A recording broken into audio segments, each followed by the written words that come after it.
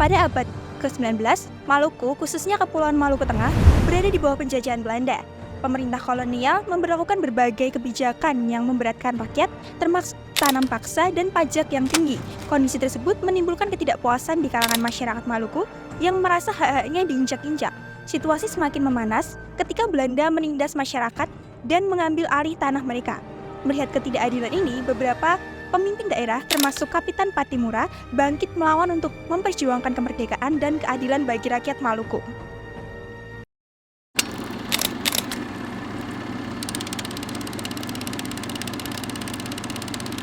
Kapitan Patimura yang memiliki nama asli Thomas Matulesi lahir pada tanggal 8 Juni 1783 di Hualai, Maluku. Ia merupakan keturunan bangsawan Maluku yang dikenal pemberani dan memiliki semangat patriotisme yang tinggi. Sebelum memimpin perlawanan, Patimura pernah bertugas dalam militer Inggris yang memberinya pengetahuan tentang strategi perang. Setelah Belanda kembali menguasai Maluku pada tahun 1817, Patimura bergabung dengan tokoh-tokoh lokal untuk merencanakan pemberontakan besar melawan Belanda.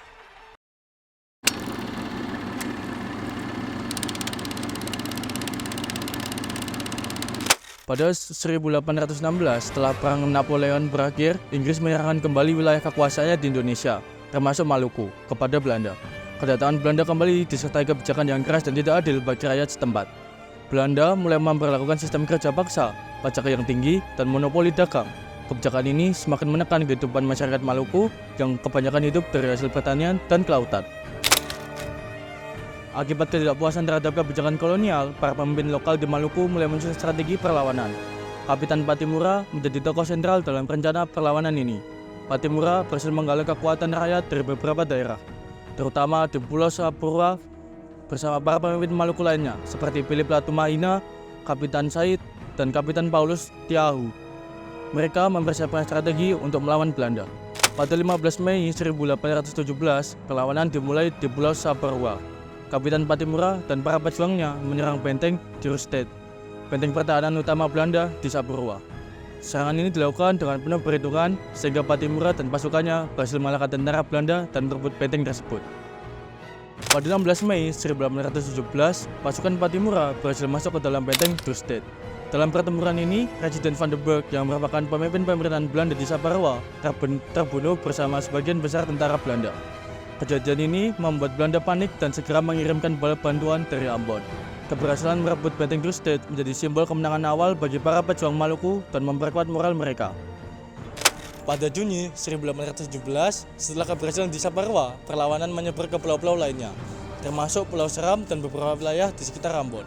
Rakyat setempat yang juga merasakan ketidakadilan kolonial ikut bergabung dalam pemberontakan.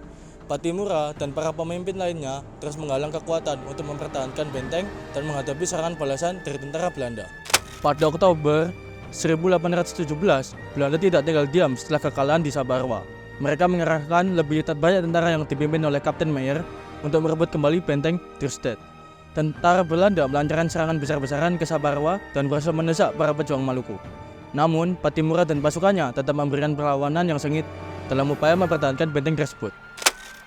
Pada 11 November 1817, setelah kekalahan di benteng Rustedh, Belanda mulai menangkap para pemimpin pemberontakan satu persatu. Pada 11 November 1817, Kapitan Patimura akhirnya ditangkap di Pulau Seram. Penangkapan ini merupakan bagian dari strategi Belanda untuk menghentikan perlawanan dengan menangkap para pemimpin utama. Pada 16 Desember 1817, Kapitan Patimura dihukum mati oleh pemerintah Belanda. Ia dieksekusi di tiang gantungan di Ambon sebagai peringatan bagi rakyat Maluku lainnya. Dalam sesaat terakhir, Patimura tetap tegar dan tidak menunjukkan ketakutan, yang membuatnya dikenang sebagai pahlawan yang penuh keberanian.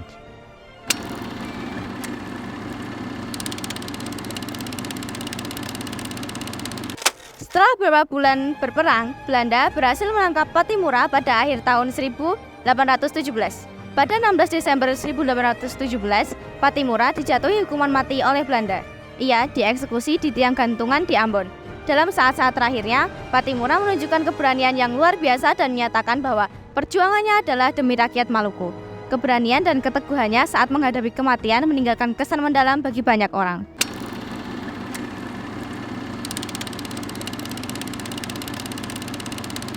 Perlawanan yang dipimpin Patimura membuat Belanda terpaksa mengerahkan sumber daya yang lebih besar untuk menaklukkan Maluku. Meskipun akhirnya dapat diredam, perlawanan Pattimura menjadi inspirasi bagi rakyat Indonesia di wilayah lainnya. Mereka melihat bahwa kekuatan lokal mampu melawan kekuatan kolonial yang lebih besar. Perang ini juga mengingatkan Belanda bahwa rakyat Maluku memiliki semangat perlawanan yang tangguh dan bahwa mereka tidak akan tinggal diam menghadapi ketidakadilan ini. Semangat perlawanan yang ditunjukkan Pattimura menjadi inspirasi bagi daerah lain dalam melawan kolonialisme di Nusantara.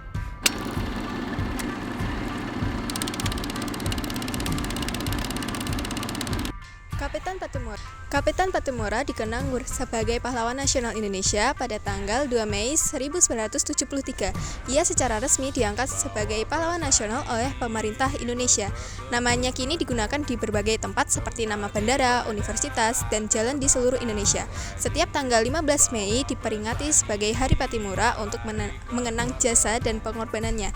Ia menjadi simbol perlawanan rakyat Indonesia terhadap kolonialisme dan ketidakadilan. Beliau juga diabadikan dalam pecahan uang Rp1.000.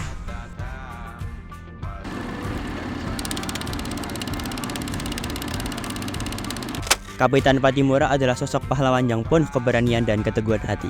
Perjuangannya melawan penjajah Belanda menjadi simbol perlawanan rakyat Maluku dan inspirasi bagi perjuangan nasional Indonesia.